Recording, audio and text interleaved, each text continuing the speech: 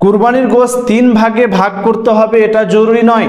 আমাদের দেশে আবার অনেকে এটাকে জরুরি ভাবে, না জরুরি নয়।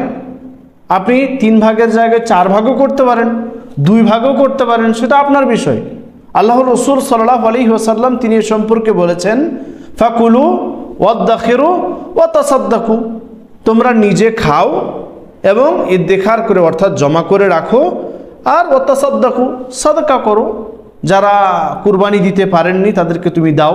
হ্যাঁ, 3 ভাগে ভাগ করা এটা উত্তম, এটা করতে পারেন, ভালো, এটা জরুরি নয়, ভালো করতে পারেন। যেরকম আপনি 1 ভাগ 3 ভাগ করলেন, পুরো গোশতটাকে 3 ভাগ করার পর 1 ভাগ নিজ পরিবারের জন্য রাখলেন, আত্মীয় স্বজন পরিবারের জন্য।